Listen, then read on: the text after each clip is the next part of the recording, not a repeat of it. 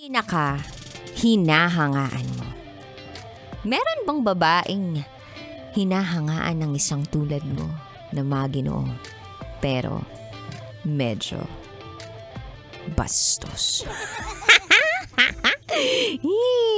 Meron! Oy, hindi lang pala isa, marami pala. Ito naman, kakaloka ka naman. Pero meron nga. At madalas, ang mga kabisyo natin out there ng mga kalalakihan, ang sinasagot kung sino yung pinakahinahangaan nilang babae, yun daw ay ang kanilang nanay.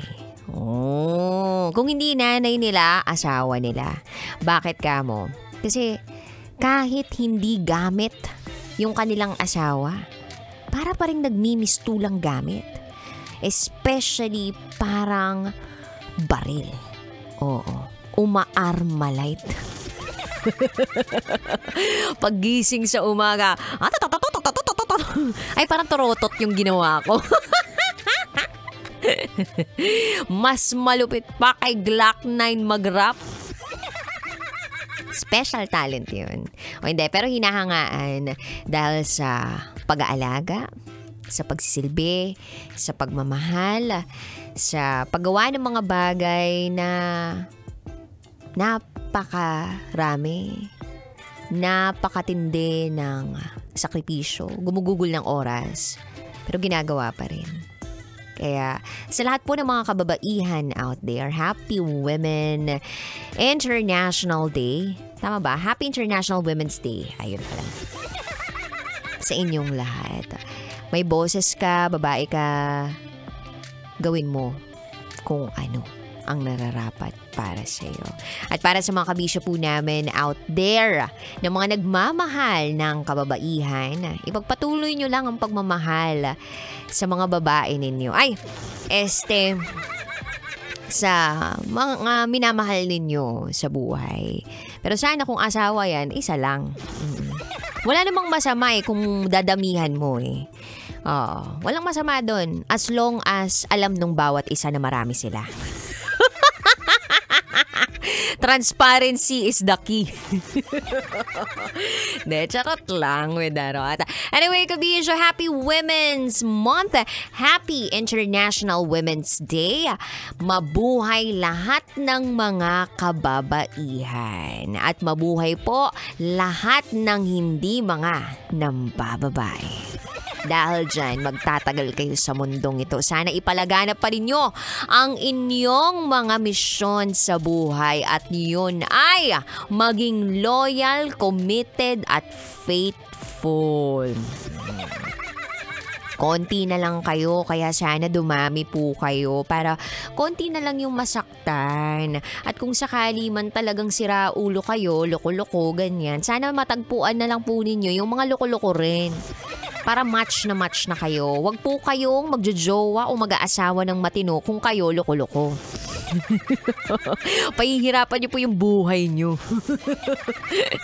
Ay nako. Anyway, kabisyo, 3 to 5 p.m. tayo magkakasama ngayong araw na ito at siya kapiling ang babaeng naniniwalang hindi man ako palaging may pira. At least palagi naman akong maganda. This is me, your boss princess, DJ Rocky Terra. And today, Friday, araw po ng mga maeel. As in, maloko. Yan. Pwede rin mael as in malambing. Pwede rin mael as in malandutay. Pwede rin mael as in malande. Or mael as in malinis sa katawan. Yan. Pero yung ibang kailan ng mga tao,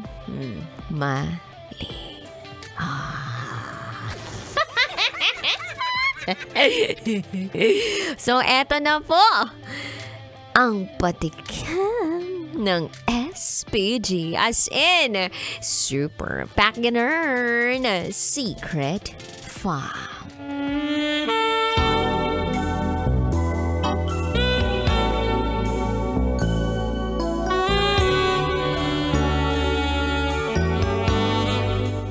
Diring-diri ako sa balot.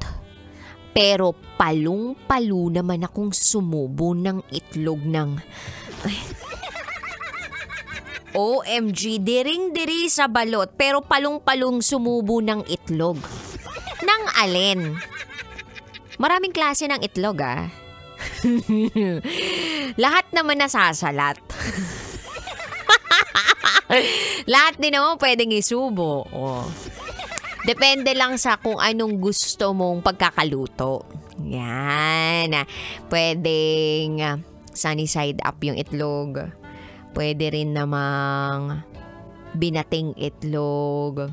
Pero may iba. Ito talaga yung pinaka mahuhusay. Tsaka ito yung pinaka nakakabilib. Alam mo kung ano? Yung mga taong kayang kumain ng itlog nang hindi luto. Yung raw. Oo. May balbon ba? Ay, walang balbon yun, no? Iba yung may balbon. Yung ano yun? Yung balot yun. Oo. Sino dito yung ganun? Yung diring-diri sa balot? Yung sisiw ng balot. Merong iba nasusuka sa ganun eh.